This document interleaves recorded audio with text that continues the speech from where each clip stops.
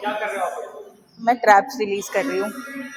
How beneficial for her? Actually हमारे नेक में muscles होते हैं जिनको ट्रेपेजियस बोलते हैं। ये मसल्स हमारे नेक के स्ट्रेंथनिंग में भी काम आते हैं और बॉडी में सपोर्ट देते हैं। हमारी जो वर्टिब्रा होती है, सर्वाइकल वर्टिब्रा और नेक को, दोनों को सपोर्ट देते हैं। अब ये वाले जो मसल्स होते हैं, इनमें हम्प का फॉर्मेशन हो जाता है जब हम फोन ऐसे नीचे करके चलाते हैं या ड्यू टू एनी वर्क।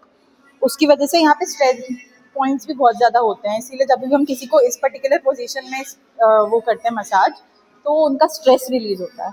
अब ये इसी रीजन से होता है क्योंकि ये सबसे इम्पोर्टेंट मसल है हमारी बॉडी का, और जब इसको रिलीज किया जाता है तो पेन भी बहुत होता है, बट इट इज़ बेनिफिशियल क्योंकि यहाँ पे ये हम्प का फॉर्मेशन होता है। अभी आप देखो वो कम हुआ है। हाँ, फ्लूइड है क्या है? फ्लूइड है, फिल्ड है यहाँ पे।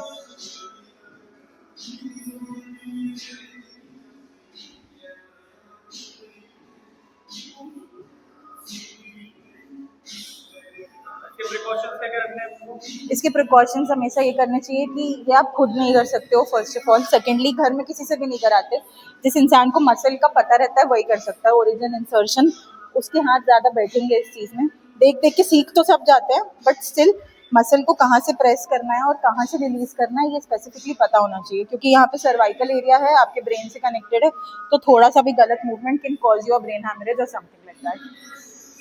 अच्छा, ये नेक का बहुत कॉमन है आजकल बिकॉज़ ऑफ मोबाइल फोन।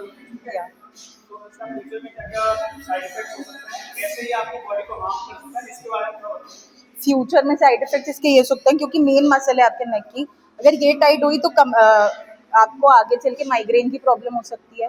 जिन लोगों को डेली बेसिस में हेडेक्स होते हैं, उसमें भी जब हम ये रिलीज करते हैं तो उनका हेडेक रिड्यूस होता है, क्योंकि मेन मसल है, अटैचमेंट जा रहा है उसका वहाँ से, तो आपको बहुत आराम कॉज करेगी है। शोल्डर्स रिलैक्स कर सकती है, तो इंसान के हाथ पैर के दर्द भी जा सकते हैं। And eventually, because first muscle है वंस अगेन, तो जो हमारी स्पाइन है उसको भी रिलैक्सेशन मिलता है जब हम इसको रिलीज करते हैं। तो वो तो रिलैक्सेशन की बात है। इससे अगर मान लो कोई नर्व दबती है उसका क्या कहना है? इससे तभी तो मैं बोल रही हूँ कि आपको एक प्रोफेशनल से करानी चाहिए ये चीज़, जिसको पता हो उसका मसल का ओरिजिन इंसर्शन। अपनी नमनेस हो सकती है लिम्स वगैरह में? नहीं, इसकी नर्व अपनी अल्फा रिएक्शन तक तो जा रही है। जा रही है, लेकिन अगर आप उसको बहुत ज्यादा ट्रिगर नहीं कर रहे हो तो नमनेस कॉज नहीं करेगा, रिलैक्सेशन कॉज करेगा। द रीजन आप यहाँ से अगर मान लीजिए हम हो गए और ये हम जो है उसकी वजह से कोई मतलब जो लोग नहीं करवा ओ रहे, दैट वे, दैट वे, जो लोग नहीं करवा रहे तो क्या जो लोग नहीं करवा रहे हैं वहां पे आपके समझो कि नॉर्मल बॉडी स्ट्रक्चर में ये फ्लैट सरफेस होता है, यहाँ पे बोझ दे दिया मैंने जिसका कोई नीड नहीं है, ये बस हमने हमारी गलती की वजह से आ गया है यहाँ पे। तो यहाँ पे जो एरिया नीडेड नहीं था वो फालतू में भार दे रहा है हमारे नेक को भी, मतलब आगे वाले पोर्शन को भी और पीछे वाले पोर्शन को भी, which eventually lead to headaches, nerve compression, जो आगे चल के शियाटिका का पेन भी बन सकती है।